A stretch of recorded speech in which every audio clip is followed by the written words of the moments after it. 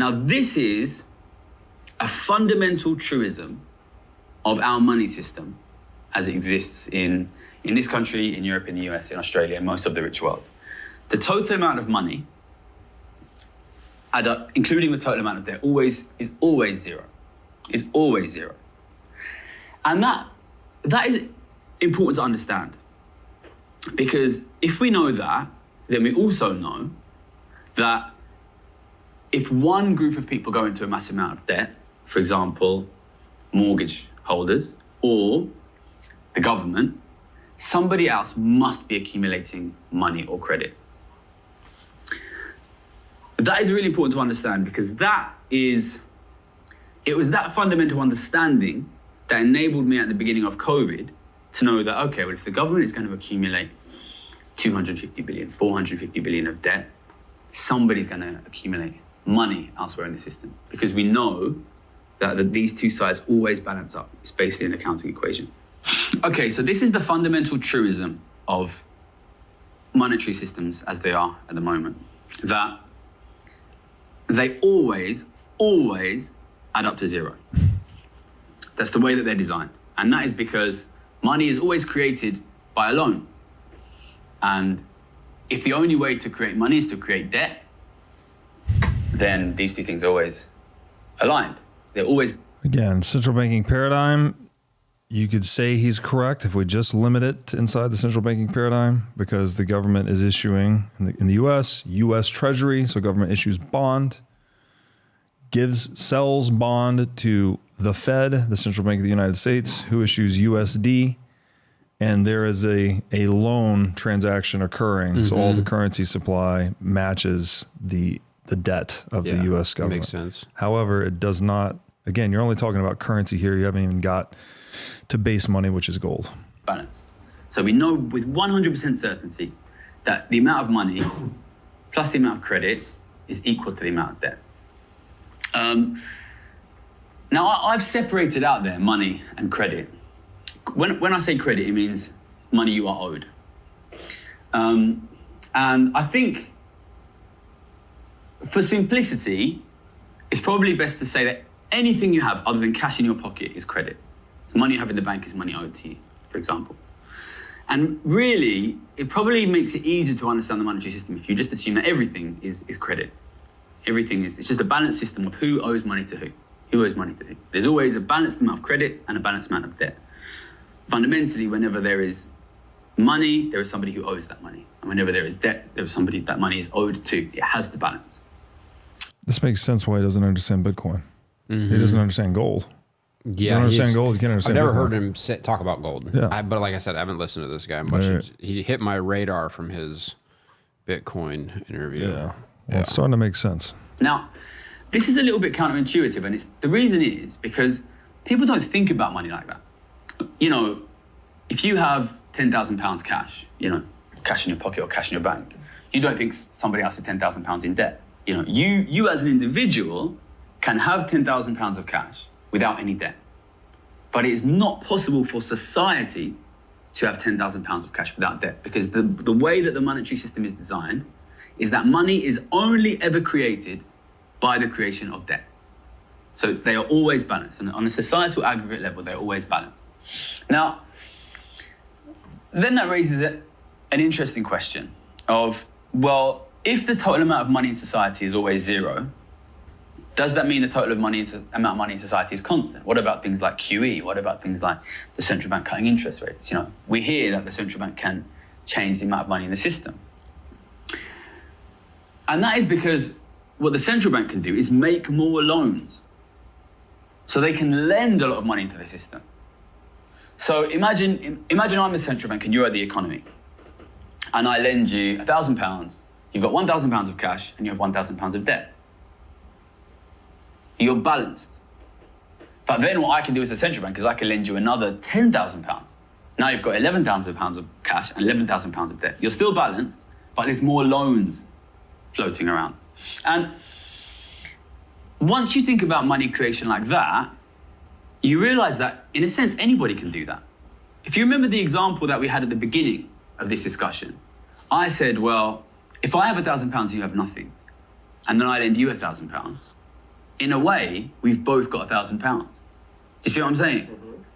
And this is worth sitting and thinking about, because this... Sorry, he's being ambiguous here. He said anybody can do that. Sure, anyone can extend a loan to anyone else, which is just make a promise to pay something in the future, right? I can do it right now. Hey, I'm not actually going to promise you this, but for hypothetical sake, I promise to pay you $1,000 tomorrow, right? We now have a credit debt relationship, okay? That is correct. Anyone can do that. It's a promise. What anyone can't do, though, is counterfeit, legally authorized, legal tender that it's backed by the force of law to create that creditor-debtor relationship. That is reserved exclusively for the central bank. And if you don't believe me, just try to get into the currency counterfeiting business and see what happens to you. Won't end well. Will not end well. I think this is what a lobotomy might feel like. I'm not quite sure. But we'll see where he goes, but like he's very imprecise so far. Explains to us the two different understandings of what is money. One of them says that whenever a new loan is created, both people have the money. And that means whenever there is lending, money is being created. And one of them says, no, you have to include all of the debt and all of the credit. And in that sense, the system is always zero. Does that make sense? Yeah. Now, this is not super simple, but it's important to understand. And the difference between those two ways of understanding money are at the center of so much argument of people on the internet. And it's basically, some people say that, it's some people thinking in the sense of, you have to include all the debt in the system. And some people saying, you have to include both sides. So if I lend you money, we both have the money. Now, if you, and this is the way that most economists think about money. They think, when I lend you money, £1,000, now we've both got £1,000. They think that all money lending creates new money. So if you believe that all lending creates new money, then it is true that commercial banks create money. But they only create money by creating debt. So commercial banks cannot change the fact that the total amount of money always equals the total amount of debt. They cannot change that. And in fact, nobody can change that. That is a part of the design of the system, the monetary system in Western economies, in Britain, in the US. This is again why it's so useful to think about money in terms of purchasing power rather than nominal units, because then you'll very quickly understand purchasing power being the goods and services that money has the power to purchase, right? Clearly, that's all the goods and services and stuff in the world. The natural resources, I think, is what he used earlier. It's a bit broader than that, right? It's goods, it's consumer goods or capital goods, anything that money can buy, right? Services, et cetera. Clearly, when you create new units of currency or you counterfeit currency, you have not created any more goods or services. Right. Obviously, right? Like we can make all the promises in the world, but unless we're going to build something, then we haven't created anything. We haven't added to the productive output of the world. Right. So I think it's very important to think in terms of purchasing power, where like I think he's very hung up on this idea, and a lot of macroeconomic guys are. They're just purely trying to identify and think about money in these nominal terms, like who's creating it and what does the accounting equation say, rather than the actual consequences in the real world, which is you've now just created this accounting illusion that says there's more money in the system, even though the purchasing power hasn't changed at all. Right. So it's a divergence of map and territory, basically. That makes sense. But because commercial banks can make loans, some people say commercial banks can create money. And it is true that, say you went to Lloyds Bank and you say, I want to borrow £1 million, and they accept your loan, they will simply credit your bank with your account with £1 million. That is true. And you might think, oh, they've created money. But as soon as you try and spend that £1 million, they have to actually pay it out of the money that they have. It's a little bit like if I said to you, I've got £1,000, and I say, I'm going to lend you £1,000, but I'm going to keep it on account for you. And you say, okay, fine, okay. You've got this account, £1,000. And of course, I can just write that account and say, Simran, £1,000. It's on the account. I've just created money. But as soon as you take the money out, I have to give it to you. You see what I'm saying? I haven't actually created any money. All I've said is, if you want the money, you can have it. So... Yeah, but when that money is spent in that way, the money he's saying that's loaned into existence basically, and it's spent, it's typically spent to another bank account. Right. Often within the same bank, right? If you're a big enough bank. And so these fictitious ledger entries can go on for a really, really long time. Yes. And a good way to think about fiat currency is like it's a monetary system, it's a currency system where money never leaves the bank. Right? Because it's not redeemable for gold, basically. So this thing that used to be, it was a promise for money, is now a broken promise for money, and we just circulate it as basically an irredeemable debt.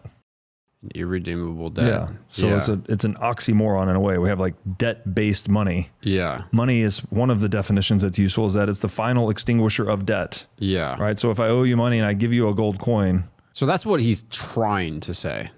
I think so. I mean, if I'm being generous to him. Yeah. But the conflation comes in not being more precise about these terms. Yeah. Money, currency, credit. Yeah.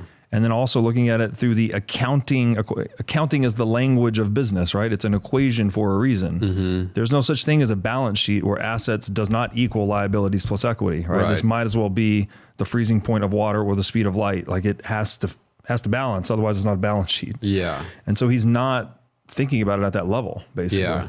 He's kind of stuck in like macroeconomic speak, and he's imprecise with his terms, and he's not thinking in terms of accounting flows. That makes sense. Thanks for watching. If you enjoyed this episode, click here to find more just like it, and here to find our most recent episode. Also, make sure to like this video to help shine light on the corruption of money, and be sure to subscribe to this channel to stay connected.